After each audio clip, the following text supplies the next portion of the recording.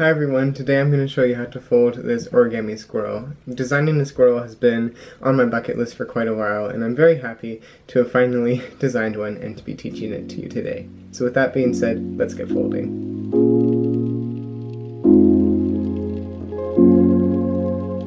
Alright, so for this model I'd recommend using a 6-inch square.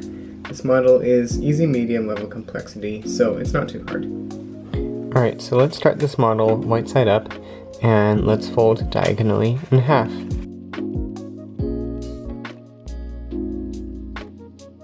Alright, let's unfold, rotate, and repeat.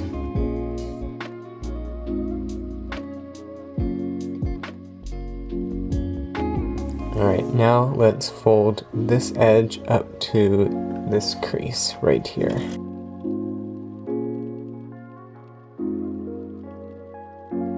Alright, let's unfold, and then let's do the same on this side.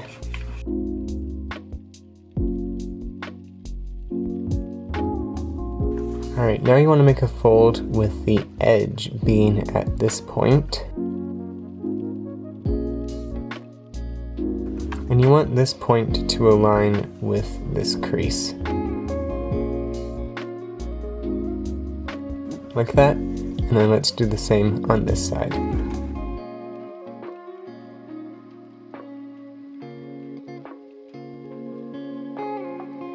Alright, now let's fold in half, and these two edges should be right next to each other. Alright, now we want to valley fold this point down to this point.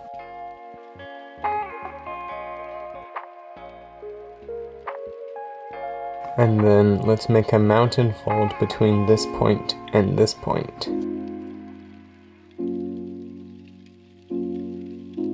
Like that, and then let's unfold this, and then we're going to squash fold. So let's open this up.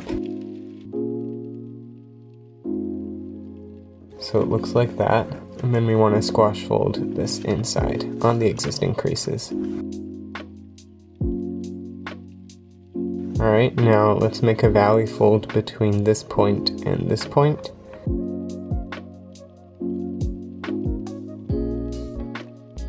Alright, and then now let's turn over, and we want to valley fold this edge up to this crease.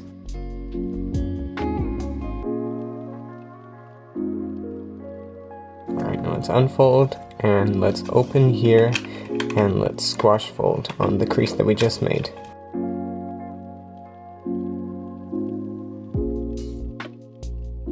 Alright, now let's turn it this way, and let's valley fold this edge up to this crease. Do the same on this side. Then let's unfold, and then let's petal fold up on those creases. And then let's valley fold this down. And our model should look like this. Alright, now let's turn the model over, and we want to make a slight valley fold from this between this edge and this crease.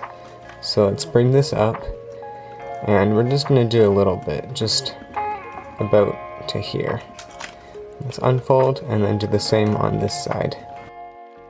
And then let's unfold, and then let's rotate and kind of do the same thing. Bring the edge up to the crease, and then just fold a little bit, just to like about here. And then do the same on this side. Like that. And then now let's turn it this way, and let's fold this edge up to the center crease, all the way this time. And let's unfold, and then repeat over here. And let's unfold both of them, and we want to make sort of a rabbit ear, but we want to make a mountain fold here, and then here as well. And we're also going to make a straight fold connecting the 2 points like that. So it looks like this, and then we're going to make an actual rabbit ear. So let's bring these two edges together so that they touch.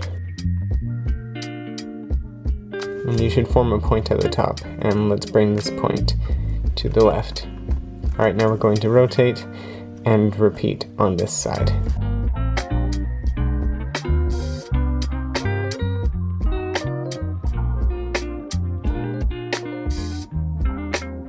Alright, and there is the base for our squirrel. Alright, now we're going to take our model and we're going to valley fold the entire thing in half. So it looks like that. Alright, now you want these tiny flaps to be on the left side, and we're going to do kind of a complicated fold. So we're going to kind of do a crimp. You want to push this inside like this, and you want to keep the legs intact.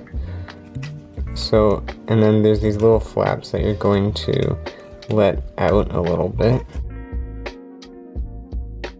And that should be what the model looks like. So that was a bit confusing. So what that was is you kind of want to open the legs up so they're flat. That helps. And then you want to crimp it by making a mountain fold under here, and then a valley fold here and a valley fold here, folding the legs in half. So that way the legs should look like this. And then you want to valley fold them out like this. So same on this side, you just want to valley fold it out so that it's in line with what's going to be the tail. Alright, so that was pretty tricky, but that's probably the hardest step of the model. Alright, so now let's work on these arms. So we're going to just valley fold down as far as it will go. And then let's valley fold this up to the crease. Alright, so that's the arm, and we're just going to do the same on this side. Alright, now let's turn this way, and we're going to make the head, which is very similar to the cougar, which I taught up here. But anyways, we're going to, first off, valley fold this to the left. Doesn't really matter how much, it should just kind of look like that. Just, yeah, make it look like this. And let's unfold. This should sort of be an equilateral triangle, if you want some reference. And then we're going to reverse fold it inside on the crease. And then we're going to reverse fold this down, and the exact amount is arbitrary again, but we want to fold it down so that it looks kind of like that. Yeah, maybe a little bit higher up. So about like that, just something that looks nice. And then we're going to crimp this back to make the ears. So you want to make a bit of a mountain fold here along this edge, and then do the same on this side. Like that. And then we're just going to crimp it back just a little bit for the ears. And then what we want to do is, this is very close up, you want to crimp this in and out just a little bit near the front of the head. So inwards and outwards like that. And then you want to fold a tiny bit down, and this is going to be the eye of the squirrel like that. Then to make it not look like he has a beak, I'm going to open this up and then just mountain fold this in just a tiny bit like that. And then we're going to fix up the ears a little bit, so we'll open this little pocket and then kind of loosely petal fold it out. Maybe make them a bit smaller because squirrel's ears are kind of tiny. Like, yeah, that looks pretty good. And then let's do the same over here. Just open it up a little bit. Alright, and then that is the face.